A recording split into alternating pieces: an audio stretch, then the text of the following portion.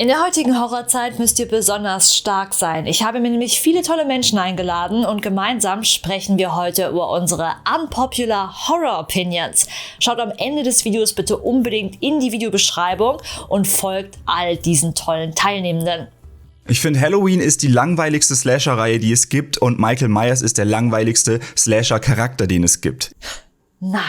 Er hat den Sprung geschafft vom langweiligen Charakter ohne Hintergrundgeschichte zum langweiligen Charakter mit total bescheuerter Fluch-Hintergrundgeschichte bis hin zum langweiligen Charakter ohne Hintergrundgeschichte, bei dem man ständig versucht, es psychologisch zu erklären und immer nur zum Schluss kommt, dass es keine Erklärung gibt. Er ist halt einfach böse. Aber ich habe noch Zeit. Ich würde mir lieber zweimal hintereinander Halloween Resurrection angucken, als einmal den Klassiker von John Carpenter. Lass mal noch ganz kurz Background checken, ob alles aufgeräumt ist. Ja, okay, ich glaube, geht klar. Als Saw damals in die Kinos gekommen ist, war ich ungefähr, ich müsste 15, 16 um den Dreh rum gewesen sein. Und das war halt das Ding. Jeder in der Schule hat über Saw geredet. Mein Gott, und Saw ist ja so schlimm und der ist ja so eklig. Und natürlich habe ich ihn mir dann auch angeguckt. Ich fand ihn okay. Ich habe aber nie den Hype um Saw verstanden, ehrlich gesagt. Weil wenn man Saw runterbricht auf das, was es ist, Saw ist, Menschen werden gefangen genommen, Menschen werden gefoltert, Menschen werden auf ekelhafte Art und Weise getötet. Das ist es gewesen. Ein Saw hätte meiner Meinung nach gereicht. Ich muss aber eine Lanze für die Saw-Filme brechen. Ich finde die eigentlich alle durch die Bank unfassbar unterhaltsam. Ich finde, sie versprühen einfach diese wundervolle, sehr individuelle 2000er-Ästhetik. Das Team hat sich immer wieder coole Fallen natürlich überlegt, aber auch coole Wege, wie man die ganze Situation inszenieren kann. Ob es jetzt Kameraeinstellungen sind oder Flashbacks oder auch die bloße Polizeiarbeit, die ich eigentlich immer sehr spannend fand. Vor allem Saw 6 und 7 fand ich richtig gelungen.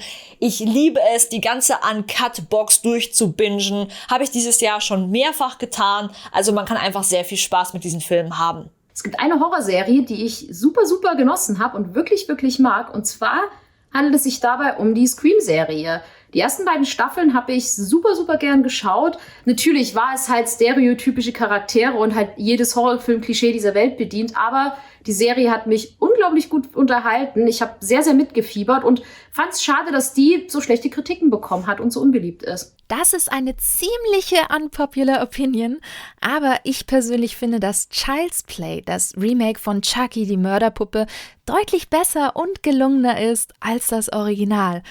Ich mochte den schwarzen Humor, der für mich deutlich besser eingesetzt war als in den vorherigen Teilen.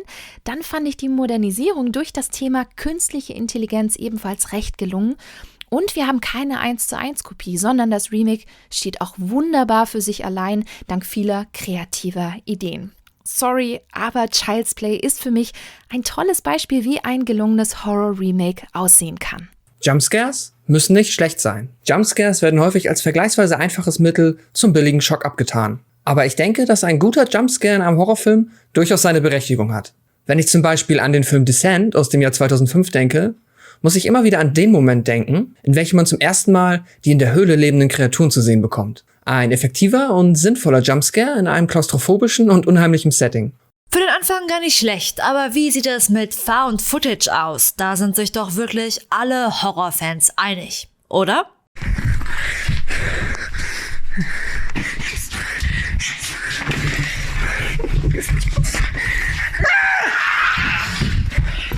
Blair Witch Project ist richtig, richtig scheiße.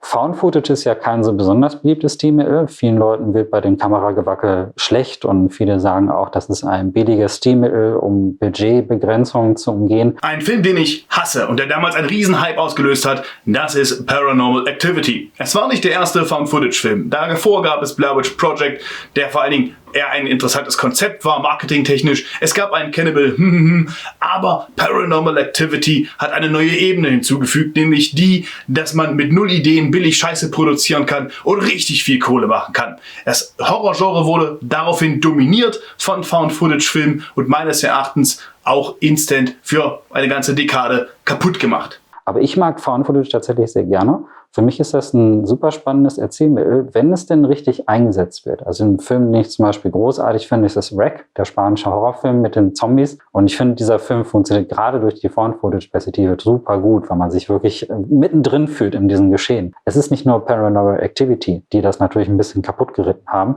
auch wenn da ein paar coole kreative Ideen drin sind. Aber die Found-Footage, da gibt es ein paar echte Geheimtipps. Zum Beispiel der Mungo. Lake Mungo ist einer der gruseligsten Filme, die ich je gesehen habe. Schaut euch den unbedingt mal an. Ich glaube, man hätte noch was aus Paranormal Activity machen können. Ich weiß, Found Footage, Paranormal Activity. Ich habe die damals alle im Kino geschaut, freiwillig. Und ich fand sie damals auch gut.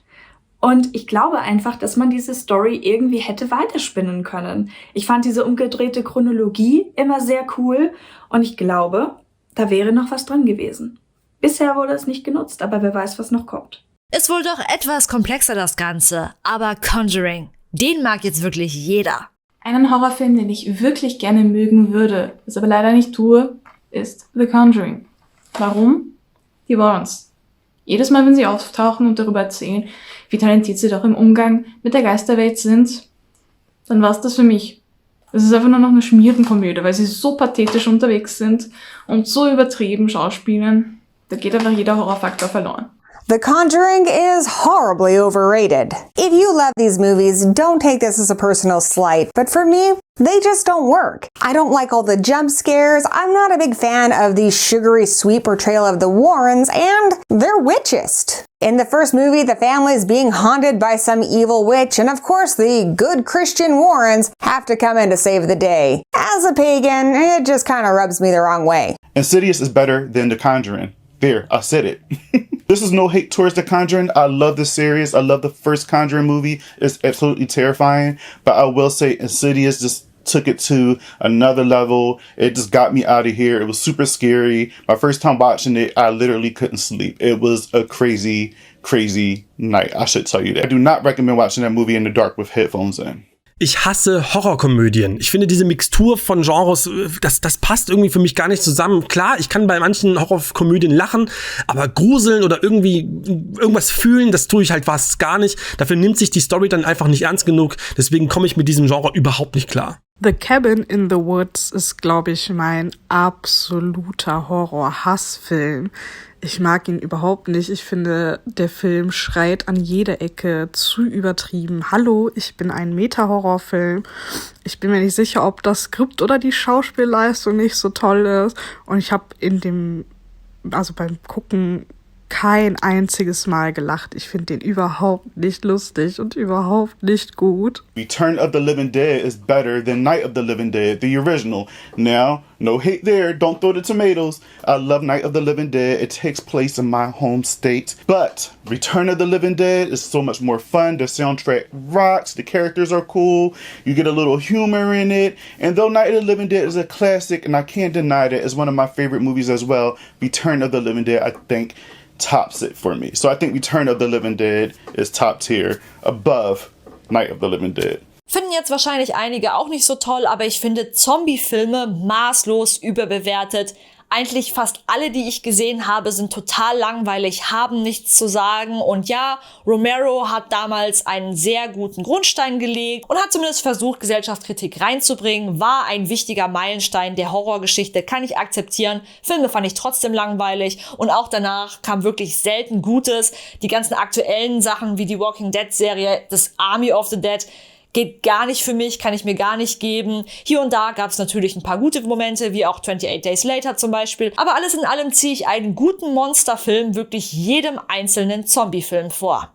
Abstrakter Horror mit dichter Atmosphäre wirkt einfach so viel besser als irgendein Horrorfilm, in dem mir ein Monster vor die Nase gesetzt wird. Ich weiß, es ist bestimmt total fantastisch, irgendwo mit Blut rumzuspritzen und sich die coolsten Sachen auszudenken, wie ein Monster aussehen kann.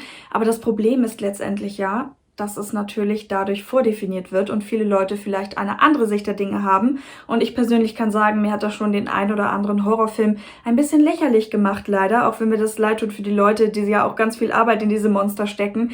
Aber es ist einfach manchmal besser, wenn die Sachen wortwörtlich im Dunkeln bleiben. Wie wir festgestellt haben, gehen die Meinungen bei Horrorfilmen teilweise ganz schön auseinander. Aber wie sieht es bei Horrorspielen aus? Alien Isolation ist eines der besten Horrorspiele aller Zeiten und das aus verschiedenen Gründen, aber es gibt einen Grund, den ich da hervorheben möchte, weil es schafft, diese Stufen des Horrors so wunderbar zu übertragen, von anfangs noch planlos, dann irgendwann mal überfordert, verstecken, Menschen sterben, bis hin zu einem Punkt, wo ich mich zumindest gegen das Alien wehren kann und versuchen kann, einen gewissen Mut zu entwickeln, der dann auch passiert, bis hin zum Ende. Deswegen Alien Isolation ist in der Hinsicht einfach absolut brillant, deswegen eines der besten Horrorspiele aller Zeiten. Alien Isolation ist ein unglaublich gutes Spiel, welches sich falsch vermarktet hat, meiner Meinung nach. Die haben den Leuten Bock auf ein Spiel gemacht, was es am Ende gar nicht war. Weil wenn du die Filme gesehen hast, wenn du eben weißt, um was es in Alien geht, dann rechnest du eben mit bestimmten Dingen, die erstmal nicht passiert sind. Vor allem ein ganz großes Problem in Alien Isolation ist eben,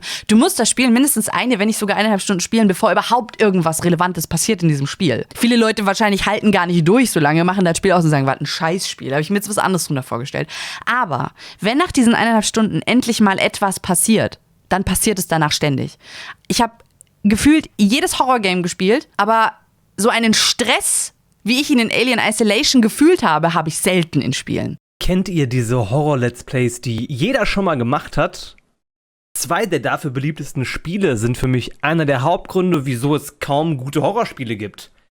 Kurzum, Amnesia und Outlast sind billige Jumpscare-Festivals ohne Substanz. All diese Spiele, wo Verstecken das einzige Gameplay-Element ist. Mal in einem Spiel, in einem Horrorgame ist das ja okay, dauerhaft geht's mir auf den Geist. Denn es führt zu 2 Dingen. Zum einen Trial Error, zum zweiten, ich muss die KI lernen. Ich muss die Laufwege lernen. Und genau diese 2 Punkte führen dazu, dass ich hinter die Fassade des Gameplays gucken kann und das zerstört für mich sämtlichen Horror. Five Nights at Freddy's. Ein wahnsinnig gehyptes Spiel und ich frage mich, warum? Warum gibt's da viele Teile? Ich kann es nicht nachvollziehen. Ich persönlich finde das Spielprinzip unfassbar langweilig. Ich finde diese Puppenwesen ekelhaft und nervig und frage mich einfach, Mensch, der da gerade Nachtschicht macht, bitte kündige einfach deinen Job, damit ist uns allen ein Gefallen getan und der ganze Spuk wäre einfach vorbei. Ich denke, spätestens durch dieses Video ist klar geworden, dass es keine Antwort darauf gibt, was man als echter Horrorfan gesehen oder gespielt haben muss. Jede Person entscheidet frei, was sie gut findet und was sie nicht gut findet. Falls ihr einen zweiten Teil von diesen Unpopular Horror Opinions sehen wollt, schreibt mir das sehr gerne in die Kommentare. Vielen Dank nochmal an alle Teilnehmenden und wir sehen uns in der nächsten Horrorzeit.